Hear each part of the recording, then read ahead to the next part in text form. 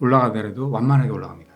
떨어지더라도 완만하게 떨어집니다. 그래서 안정적입니다. 하지만 우상향한다. 기본적으로 그 패밀리스 기업들이 앞으로 계속 늘어날 수밖에 없어요.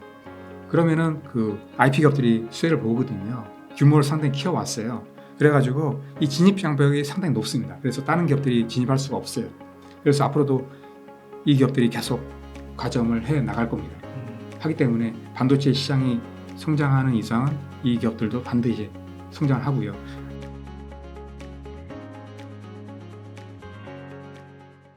삼성전자가 그 엑시노스 AP 그거를 예, 이제 갤럭시 폰에 다시 탑재한다고. 예, 맞습니다. 예. 와, 이거 괜찮을까요? 이거 어떤 의미를 좀 갖고 있을 수 네, 있다고 지금 보실까요? 예, 탑재가 될 걸로 보이는데요. 네. 지금 갤럭시 S23 FE 모델이 아마 탑재가 될 것 같습니다. 올 아마 4쿼터가 될 것 같은데요. 근데 갤럭시 S23이 되게 반응이 좋았다고 그러더라고요. 예, 근데 이제 문제는 뭐냐면은 그 엑시노스가 빠졌어요. 왜냐하면 빠져서. 예전에 고스 사채 때문에 그러니까요. 여기 이제 빼버렸거든요. 그러니까요. 그래서 상당히 아쉬웠죠. 근데 이제 빼서 되게 좋았었던 것 같아요. 빼서 되게 좋았다 이런 얘기가 예, 너무 왜냐면 많아서. 이제 그 퀄컴 거 스냅드래곤을 맞아요. 썼는데 이게 성능이 좋다 보니까 아마 그러니까요. 그런 얘기가 나왔는데, 네. 근데 지금 보시면 그 엑시노스가 상당히 성능이 좋아졌다 이런 얘기도 많이 들리고 있어요. 그리고 이게 중요한 게 있어요. 왜냐하면 기본적으로 그 삼성의 입장에서 보면 뭐냐면 퀄컴 거 이쪽을 쓰다 보니까 그 원가 비율이 상당히 높아졌어요. 왜냐하면 퀄컴이 독점이다 보니까 거의 비싸게 팔 수밖에 없거든요. 하다 보니까 삼성이 비싸게 샀어요. 하다 보니까 그 부품 단가가 상당히 높아졌어요. 그러니까 팔아도 뭐 스마트폰을 팔아도 이게 남는 게 없는 거예요. 예, 그래서 이게 또 중요한 게 왜냐면 시스템 LSI 사업부에서 가장 핵심 칩이거든요. 엑시노스가. 최근에 보시면 알겠지만 이 엑시노스가 스마트폰에만 들어가는 게 아니에요. 보면 그 엑시노스 모뎀 이쪽에도 들어가고요. 그 다음에 엑시노스 오토 차량용 반도체로도 들어가게 되고요. 그 다음에 엑시노스 커넥트라는 이제 뭐 블루투스나 RF 이쪽에도 이제 앞으로 들어갑니다. 그리고 최근에 보시면 이제 뭐 자체적인 그 노트북 PC에도 AP를 넣겠다. 그게 아마 엑시노스가 될 것 같은데 이런 계획도 지금 하고 있는 걸로 알고 있어요. 그 다음에 마찬가지로 또 웨어러블 이쪽에도 삼성 엑시노스가 들어가거든요. 예, 이런 식으로 다 연관이 돼 있어요. 예, 그래서 엑시노스란 브랜드의 어떤 이미지가 중요하기 때문에 일단은 어떻게든 이제 살려야 됩니다. 엑시노스를. 그래야지 이게 살면은 시스템 LSI 사업부가 살고 또 여기서 끝이는 게 아닙니다. 왜냐하면 이제 그 시스템 LSI의 그 엑시노스는 또 이제 삼성 파운드리에서 또 제조를 하게 되거든요. 그러면 또 이제 매출이 또 삼성 파운드리의 매출이 또 올라가는 겁니다. 또 마찬가지로 이게 이제 갤럭시 모델에 또 탑재가 되기 때문에 또 훨씬 더 갤럭시에도 유리한 면이 있는 거죠. 그래서 다 연관이 되어 있습니다. 그래서 삼성은 기본적으로 지금 계획이 뭐냐면 모든 폰에 엑시노스를 넣겠다 이런 거거든요. 지금 실제로 보시면은 최근에 삼성이 엑시노스 저가형 모델에는 거의 다 지금 그 스마트폰에 들어가고 있거든요. 하다 보니까 상당히 또 마켓쉐어도 높아지고 있고요. 그래서 지금 분위기는 상당히 좋습니다. 하기 때문에 모든 폰에 지금 이제 플래그십 이쪽이 S24가 될 것 같은데 이쪽에도 엑시노스 2400 이걸 이제 넣겠다 이런 계획이거든요. 그래서 모든 폰에 다 넣겠다 이런 거예요. 그러면 엄청난 이제 시너지가 발생을 하는 거죠. 그래서 이게 상당히 상식적인 어떤 의미가 상당히 있고요. 그 다음에 또 삼성 전체적으로 상당히 큰 포션을 차지하고 있는 거죠. 그 결국에는 예. 이게 진짜 말씀해 주신 대로 엄청난 시너지긴 한데 결국에는 품질이 좋아야 되는 네, 맞습니다. 거잖아요. 그게 관건이에요. 네. 예. 그러니까 이게 엑시노스랑 이제 스냅드래곤이랑 예. 비교했을 때 또 22 그때 예. 그런 비교가 나오는 게 아닐까. 그래서 분명히 네. 분명히 그게 비교가 됩니다. 왜냐하면 기본적으로 S24에도 넣는다 그랬는데 기본적으로 나눕니다. 반은 스냅드래곤 넣고요. 그 다음에 반은 엑시노스 넣습니다. 그래서 이제 분명히 비교가 됩니다. 어떤 게 더 좋은지. 그래서 만약에 이제 그 엑시노스가 더 좋다 그러면은 또 나중에는 또 엑시노스로 다 바꾸겠죠.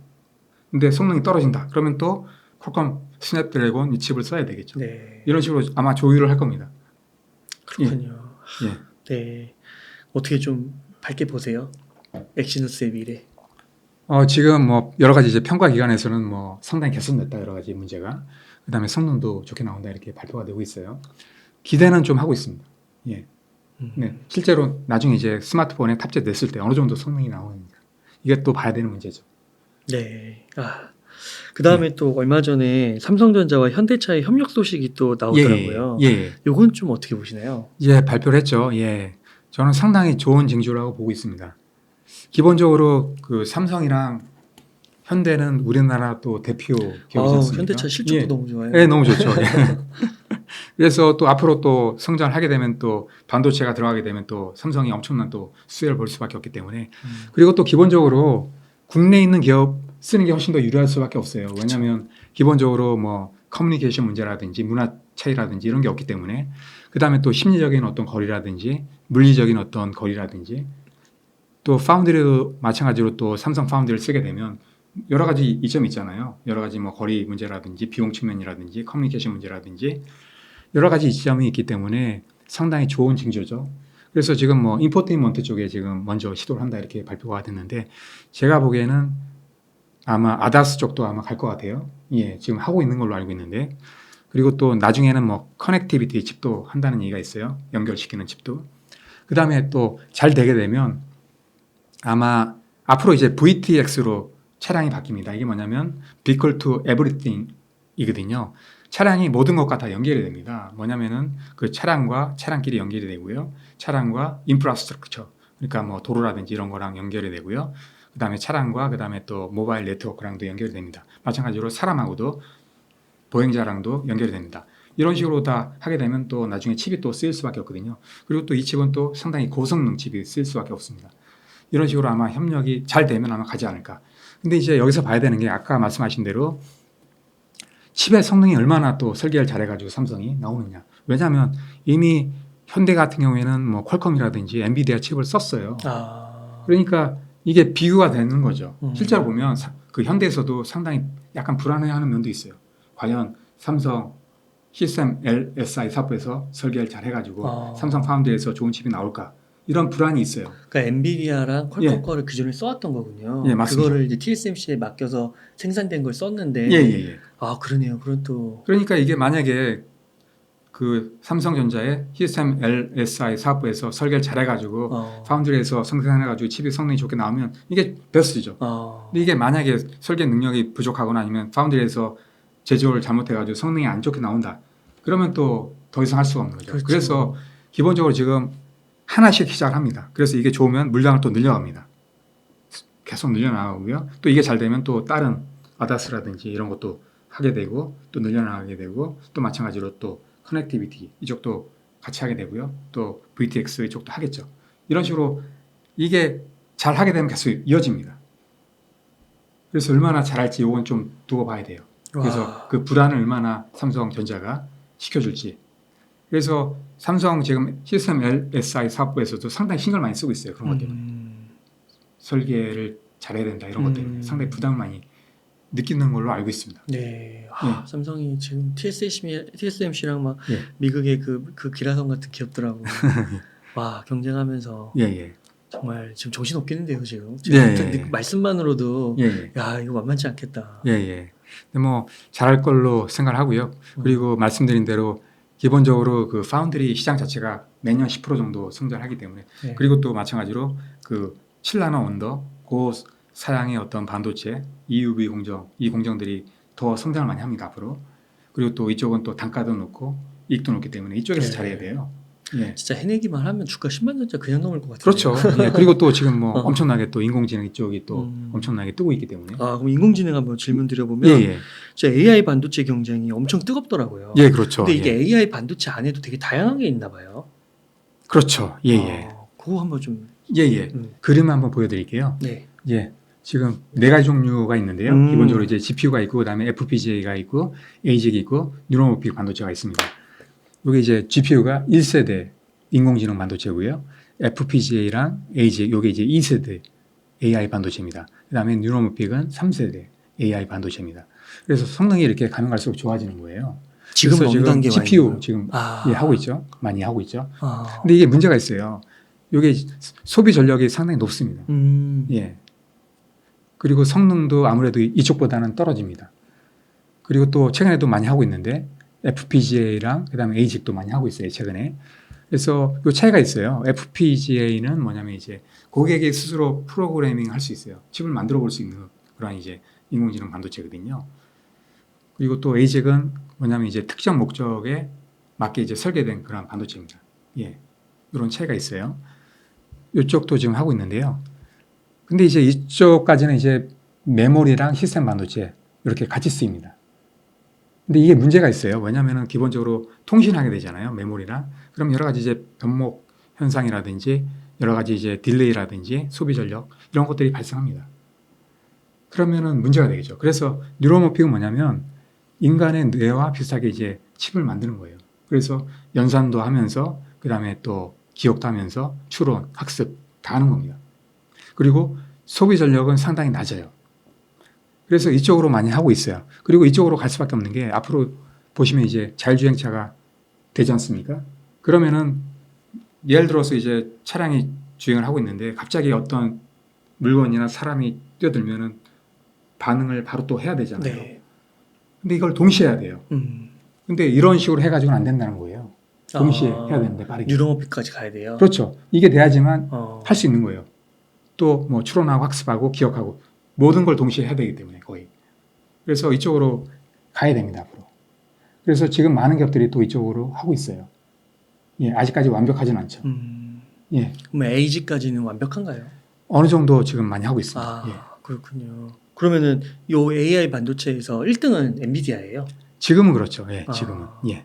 그럼 다른 기업들 좀 눈에 띄는 기업들이 또 지금 있어요? 있죠. 예. 삼성도 잘하고 있어요. 예, 어. 삼성도 잘하고 있고요. 삼성 같은 경우도 지금 보시면 지금 뭐 메모리에도 PIM이라고 해가지고 프로세싱 인 메모리 이것도 지금 하고 있어요.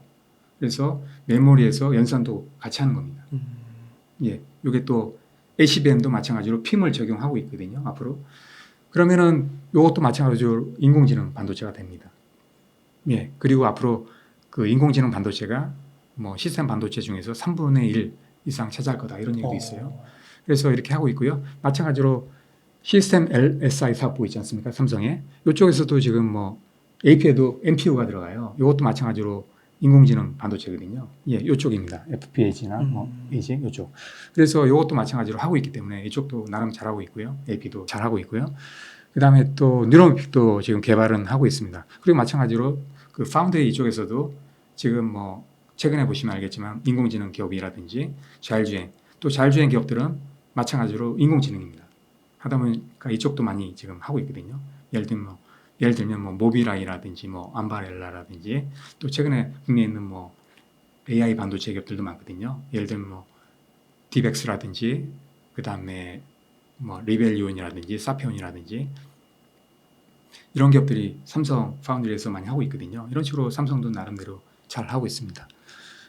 예. 근데 보통 AI 반도체 하면은 예. GPU 이러잖아요. 예. GPU가 가장 커서 그런 건가요? 그렇죠. 지금 제일 많이 쓰이는. 그리고 거기 엔비디아 거의 독점이라서. 예, 맞습니다. 예. 아, 그렇군요. 그럼 GPU를 다른 데도 만들기는 하는 건데. 지금 예, 그렇죠. 그 지금 AMD가 하고 있죠. 예, 근데 아. 이제 AMD는 시장 점유율이 그렇게 높지 않으니까요. 그러니까 그리고 생태계 같은 것도 부족하고. 예, 예, 맞습니다. 아, 그런 거군요. 그러면 예. FPGA나 ASIC이나 이런 쪽이 점점 더 커질 수도 있는 거고. 앞으로 커지겠죠. 예. 엔비디아가 그럼 저쪽 분야도 좀 두각을 나타내고 있나요? 뭐 아직까지는 그렇다고 볼 수는 없는데요. 네. 이쪽은 주로 이제 빅테크 기업들이 많이 하고 있습니다. 아, 예. 그런 거군요. ASIC은 이제 빅테크 기업들이 거의 다 하고 있고요. 음. 뭐 인공지능 반도체는 거의 다 하고 있습니다. 그런데 이 네 가지에서 가장 뭐 높은 단계라고 하면 뉴로모픽 맞습니다. 이쪽으로 아. 앞으로 갈 수밖에 없고요. 갈 예. 수밖에 없는 거고. 아, 예. 그럼 엔비디아도 열심히 분전해야 되겠네요. 그렇죠. 예. 계속 왜냐면 저게 또 높은 소비 전력이라는 좀 단점 아닌 단점이 상대적으로 예, 예. 있으니까. 예, 예. 아, 그렇군요. 그러면은 교수님, 예. 저희가 이제 이렇게 반도체를 비메모리, 메모리, 막 글로벌 흐름, 세계 랭킹까지도 이렇게 살펴봤는데 반도체 주식을 산다면, 예. 기업을 산다면 뭘 좀 사면 좋을까요? 예, 엔비디아도 좋은 선택입니다. 예, 기본적으로 제가 볼 때는 앞으로 계속 성장할 걸로 보이기 때문에 그리고 삼성전자도 좋은 선택이고요. 예. 그리고 기본적으로 엔비디아를 만약에 선호한다 그러면은 자기가 이제 성격이 좀 약간 하이 리스크, 하이 리턴을 좋아하는 사람은 맞습니다. 이게 기본적으로 엔비디아는 칩보다는 어떤 그 플랫폼 기업이라고 봐야 되기 때문에 상당히 주가도 많이 갑자기 올라갈 수도 있고요. 갑자기 떨어질 수도 있습니다. 이런 게 변동폭이 상당히 클 수밖에 없어요. 근데 삼성 같은 경우에는 그렇진 않아요. 뭐 올라가더라도 완만하게 올라갑니다. 떨어지더라도 완만하게 떨어집니다. 그래서 안정적입니다. 하지만 우상향한다. 그리고 또 삼성 같은 경우에는 뭐 여러 가지 이제 뭐 혜택도 있잖아요. 상대적으로 덜 떨어지는 거지. 삼성전자도 막 30%씩 떨어지더라고요. 뭐 메모리가 떨어졌으니까 그럴 수도 있겠죠. 근데 이제 아마 메모리가 그렇게 불황이 오지 않는 이상은 아마 그렇게 되긴 힘들 겁니다.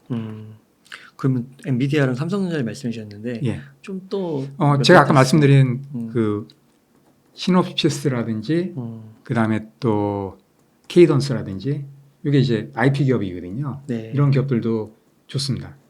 왜냐하면은 기본적으로 그 패밀리스 기업들이 앞으로 계속 늘어날 수밖에 없어요. 그러면은 그 IP 기업들이 수혜를 보거든요. 그리고 케이던스라든지 뭐 시놉시스는 상당히 거의 뭐 상당히 독점적입니다. 거의 기술력도 상당히 높고요. 그리고 또 이 두 기업이 하고 있는 게 뭐냐면 EDA 전자 자동화 설계 시스템입니다. 이건 거의 뭐 독점이거든요. 네. 두 기업에서 거의 뭐 과점을 하고 있습니다. 물론 이제 멘토 그 기업도 있지만 지멘스로 합병이 됐지만 이 두 기업이 상당히 잘합니다. 그래서 팹리스 기업이 아무리 경쟁하고 뭐 하더라도 팹리스 기업은 계속 생길 수밖에 없고 시장은 커질 수밖에 없기 때문에 그러면 이 기업들은 수혜를 볼 수밖에 없는 거죠. 그러니까 계속 시장 파이가 커집니다. 하기 때문에 이 기업들은 계속 수혜를 볼 수밖에 없고요. 그 다음에 이 기업들이 또 예전부터 많은 기업들을 또 M&A 했습니다. 규모를 상당히 키워왔어요. 그래가지고 이 진입 장벽이 상당히 높습니다. 그래서 다른 기업들이 진입할 수가 없어요. 그래서 앞으로도 이 기업들이 계속 과점을 해 나갈 겁니다. 하기 때문에 반도체 시장이 성장하는 이상은 이 기업들도 반드시 성장을 하고요. 과거에도 그랬습니다. 계속 성장을 해왔고요. 뭐 최근에 주가도 많이 올라왔고요. 앞으로도 아마 계속 꾸준히 우상향 할 것 같습니다. TSMC는 좀 어때요? 좋습니다. 예. TSMC도 좋고. 기본적으로 아까 말씀드린 대로 음. 뭐 EUV 공정 이쪽은 아직까지는 뭐 두 기업밖에 없고 그 다음에 그 고성능 이쪽은 TSMC가 90% 이상 점유하고 있기 때문에 또 이쪽 시장이 앞으로 계속 커질 거기 때문에 물론 이제 인텔도 들어올 수 있지만 앞으로 10% 이상 성장을 하기 때문에 시장이 좋아질 수밖에 없다. 그리고 TSMC는 아직까지는 독보적이기 때문에 아마 계속 어느 정도 갈 거다 이렇게 보고 있습니다. 그래서 시놉시스, 케이던스 이쪽은 예. 반도체 전문가분들도 예. 약간 이제 시청자분들은 생소할 수 있을 것 예, 같은데 예. 많이 얘기하시더라고요. 예. 추천하시고 예, 예. 네, 그런 부분이 있어서 그런 게 아닐까 예, 예. 싶습니다. 예, 교수님 오늘도 이렇게 예. 좋은 자료들 많이 공유해 주셔서 감사드립니다. 예. 끝으로 시청자님들께 하고 싶으신 말씀 있으실까요? 예, 제가 책을 출판했는데요. 자율주행차와 반도체 미래 음. 이 책인데 지금도 꾸준히 잘 나오고 있고요. 예, 앞으로 또 많은 분들이 또 제 책을 좀 좋아했으면 좋겠습니다. 예, 그리고요. 반도체 투자하실 때 한 3년 정도 보고 투자하셔라 이렇게 말씀드립니다. 지금 제가 보기에도 하반기 이제 7월달 들어와 있는데요. 분명히 반도체 시장은 좋아지고 내년 되면 본격적으로 아마 성장할 것 같습니다. 그래서 지금도 투자 시기가 늦지 않았다 이렇게 봅니다. 그래서 지금이라도 투자하시면 상당히 좋은 성과를 얻을 걸로 기대를 하고 있습니다. 예, 그리고 마지막으로 제가 세종대 반도체 비즈니스 MBA 과정 진행하고 있는데요.